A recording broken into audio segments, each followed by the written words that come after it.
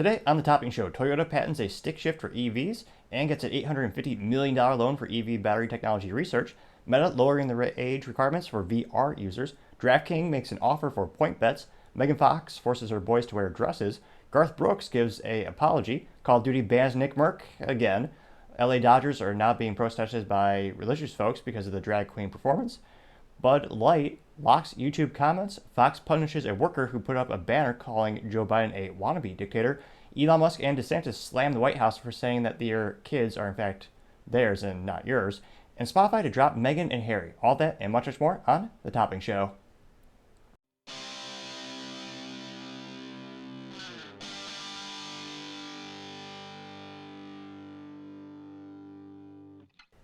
Thank you for taking the time to tune in today. Today's episode of Topping Show is sponsored by Topping Technologies. Topping Technologies is an IT value-added reseller and services company with a special proficiency in IT security. Heck, I see their founder at least twice a day. God say he's quite handsome and brilliant. Now, other interesting cultural news, you have Garth Brooks giving a pseudo-apology.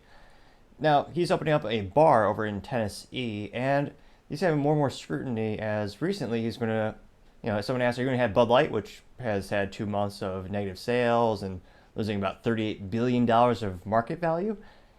And they also famously had a spokesperson whose average age is 15. So that was, in my opinion, the big backlash from the boycott in general. And Garth Brooks described people who are doing the protests against Bud Light as a-holes. So he insulted a big part of his customer base, or prospective customer base, and people are starting to bring to light more and more of his political affiliations. Now, I know it's not strictly speaking left versus right, but on average, country folks, country singers are more often than not politically on the right side of the political aisle. The big outlier in the past couple of years that I can think of in terms of people that have moved politically, you have Taylor Swift, who is much more on the left, and she's also, I believe, in her 40s and still writing songs about high school boys treating her wrong or something. It's actually really easy to predict all her songs. It's about men who mess up and are evil, and she's always perfect. I just summarized every album she's ever written and attempted to sing. But I digress. There was a little bit of backlash when she became more politically affiliated with the left side political aisle, and I suspect that a little bit more will come to light as Garth Brooks, his sales might decrease as well. So he actually sang at the past several presidential inauguration ceremonies, including former President Obama, as well as Biden. But he was oddly, well, not too oddly, now that more people know he's more liberal, he was completely absent from former President Donald Trump's inauguration. And he's starting to backpedal a little bit now that people are starting to say, well, why should we go patronize your bar if you have that? You're making more and more political statements. And he's always really bizarrely, always pretending to be nice. And he always has that funny accent and like the serial killer eyes. He's like, I just want to be friends with everybody. I just want everyone to buy my albums. Everybody should buy my albums. They're the best. My fans, I like everyone. And then he subsequently called all his fans a-holes. So one of the best comedic shticks that I've heard in quite some time is from a channel called Your Mom's House, hosted by Tom Segura and his wife. He's a famous stand-up comedian. And they have several bits about, Garth Brooks being a serial killer and wondering, where the body's at, Garth. Quite entertaining if you have a couple minutes for a little comedic relief in your life. But let's play this recent little pseudo-response Garth Brooks have brought to light. Let's see here. Did an interview with Melinda Newman from Billboard. And from that came quite a little bit of a stir. So let's just address that. Let's address two things on it.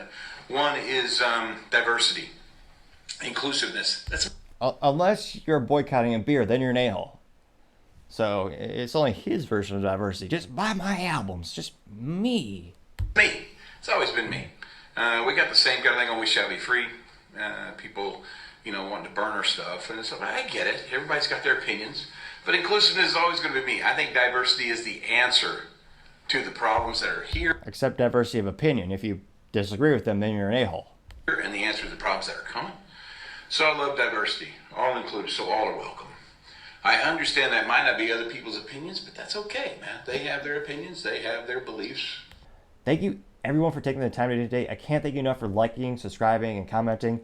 Each one of your comments greatly help the channel grow and develop. A couple weeks ago, I had someone reach out on the chat or on the comments saying that I should use my laptop a little bit less and have more eye contact with the camera. And thanks to them, I utilized the monitors I have behind the camera, which I usually have for my, I say 9 to 5 job. I work way more hours than that. But now that makes me keep eye contact a little bit better with the screens because I have the screens behind the camera. So that helps a little bit out. So that's a really good example of the comments helping the channel grow and develop, and your feedback being greatly appreciated. So each one of those things greatly helps out. Also, sharing the channel helps out a lot as well. But I digress. Thank you so much again. Also, don't forget to tell your family, tell your friends, tell your coworkers, heck, tell your enemies, tell anyone and everyone. Just stay safe and fight the good fight.